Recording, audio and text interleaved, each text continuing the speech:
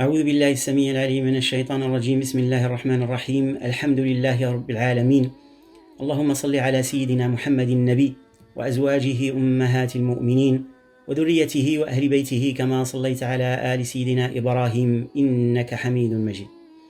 Chers sœurs, chers frères, assalamu alaikum wa rahmatullahi ta'ala wa barakatuh. Le dernier rappel spirituel du vendredi, on avait pu voir le récit que nous a rapporté le prophète sallallahu alayhi wa sallam au sujet de ces trois personnes qui ont été emprisonnées à l'intérieur d'une grotte, d'une caverne.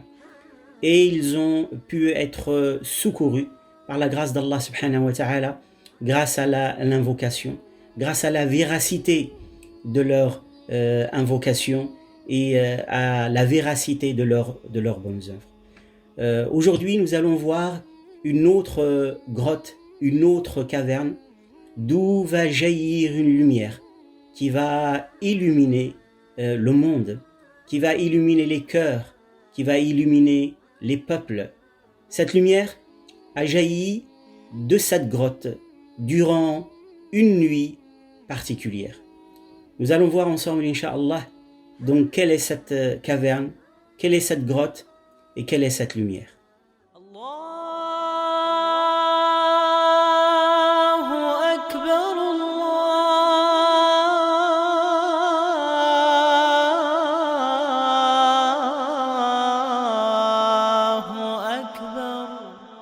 Le prophète sallallahu alayhi wa sallam, lorsqu'il est arrivé à l'âge de 40 ans, Allah subhanahu wa ta'ala lui a fait aimer les retraites spirituelles. Et donc il avait l'habitude de prendre des provisions, et son épouse Khadija radiyallahu anha l'aidait dans ce sens, et elle lui préparait ses provisions, de l'eau, des dattes. Puis il partait et allait se réfugier dans une grotte qui s'appelle Ghar Hira, la grotte de Hira. Et cette grotte surplombait, dominait la Mecque, puisque de l'intérieur de cette grotte, le prophète sallallahu alayhi wa sallam avait une vision de la Mecque, de la Kaaba, du ciel et du désert. Et à l'intérieur de cette grotte, le prophète sallallahu alayhi wa sallam s'y réfugiait pendant des jours et des nuits pour méditer sur la création des cieux et de la terre, pour s'interroger sur les questions fondamentales qui doivent tarauder l'être humain et auxquelles il doit absolument trouver des réponses.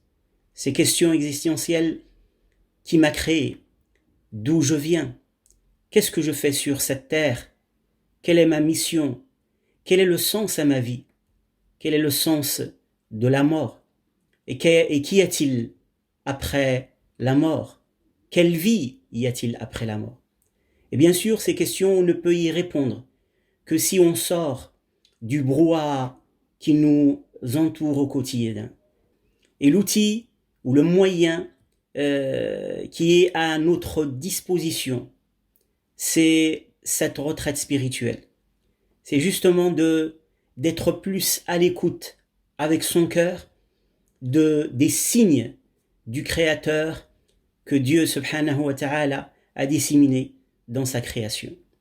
Et donc le prophète sallallahu alayhi wa sallam s'est éloigné de l'idolâtrie de la Mecque, s'est éloigné de l'insouciance dans laquelle vivaient les gens à la Mecque en cette période, et il allait se réfugier à l'intérieur de cette grotte et méditer pendant des jours et des nuits. Et lorsque le mois du Ramadan s'approchait et que le prophète sallallahu alayhi wa sallam a atteint ses 40 ans, pendant qu'il était durant une nuit en pleine méditation, comme il avait l'habitude de le faire, cette grotte qui était obscure s'est tout à coup illuminée d'une lumière unique et particulière. Et une créature d'une beauté et d'une lumière extraordinaire est apparu devant le prophète sallallahu alayhi wa sallam, s'est approché de lui et l'a serré dans ses bras et l'a interpellé en ces mots. Ya Muhammad, iqra, ô Muhammad, lis. Et le prophète Muhammad sallallahu alayhi wa sallam, qui était un homme qui ne savait ni lire ni écrire, il répond: Ma ana biqari, je ne suis pas de ceux qui savent lire. Et cette créature à nouveau le serre encore plus fort dans ses bras et l'interpelle et lui dit: Ya Muhammad, iqra, ô Muhammad, lis. Et le prophète sallallahu alayhi wa sallam répond encore et encore: Ma ana biqari, je ne suis pas de ceux qui savent lire. Et puis à la troisième fois, cette créature le serre encore une troisième fois, encore plus fort, jusqu'à ce que le prophète sallallahu alayhi wa sallam dira: J'ai cru que mon âme allait quitter mon corps. Et là, il lui dit: Iqra, iqra bismi rabbika alladhi khalaq, khalaqa al-insana min alaq, iqra wa rabbuka al-akram, alladhi allama bil qalam, allama al-insana ma lam ya'lam. Lis, lis au nom de ton Seigneur, qui a créé l'homme à partir d'une adhérence. Lis, ô Muhammad. Et ce seront les premiers versets du Saint-Coran qui vont être révélés au dernier messager pour l'humanité. Dans cette grotte, dans cette nuit bénie, qui est la nuit de l'Qadr. Et Allah subhanahu wa ta'ala dit: Inna anzalnahu fi laylatil qadr. Nous l'avons révélé durant la nuit de l'Qadr. Le Coran a commencé à être révélé sur le cœur du prophète sallallahu alayhi wa sallam durant cette nuit bénie. Le Coran, qui est la parole d'Allah subhanahu wa ta'ala par excellence, la meilleure des paroles, va être révélé à l'archange Jibril, le meilleur des anges, qui va le faire descendre sur le cœur du prophète sallallahu alayhi wa sallam, qui est le meilleur des hommes, durant une nuit qui sera la meilleure des nuits, dans une cité, la Mecque, qui est la meilleure des cités, dans un mois qui est un mois béni, élu et choisi par Allah, le mois du Ramadan.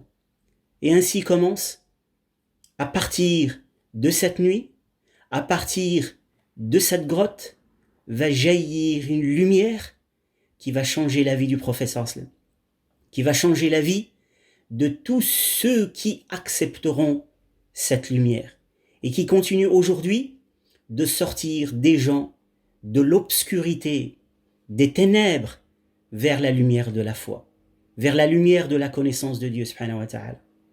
Qu'Allah subhanahu wa ta'ala nous permette de profiter pleinement de cette lumière. Qu'Allah subhanahu wa ta'ala nous fasse sortir des ténèbres vers la lumière. Qu'Allah subhanahu wa ta'ala nous fasse sortir de l'obscurité vers la pleine lumière de la foi. Qu'Allah subhanahu wa ta'ala fasse que cette retraite spirituelle dans laquelle nous nous trouvons aboutisse, incha'Allah, avec l'arrivée du mois du Ramadan, avec une lumière, une ouverture, un soulagement et une connaissance spirituelle de Dieu subhanahu wa ta'ala. Pour tous ceux qui se posent ces questions existentielles et qui s'interrogent sur le sens à donner à leur vie. Allahumma ballighna Ramadan. Oh Allah, fais que l'on soit de ceux qui parviennent jusqu'au mois du Ramadan. Oh Allah, fais que l'on soit de ceux qui vont le jeûner pleinement et comme il se doit. Oh Allah, comme tu as illuminé le cœur de ton prophète sallallahu alayhi wa sallam avec la lumière de ta parole durant cette nuit bénie du mois du Ramadan dans la grotte de Hira. Oh Allah, illumine nos cœurs par ta connaissance. Illumine nos vies par l'amour du prophète sallallahu alayhi wa sallam. Illumine nos sociétés par la connaissance de son créateur. أقول قولي هذا وأستغفر الله لي ولكم وصلى الله وسلم على سيدنا محمد وعلى آله وصحبه وسلم تسليما. السلام عليكم ورحمة الله تعالى وبركاته.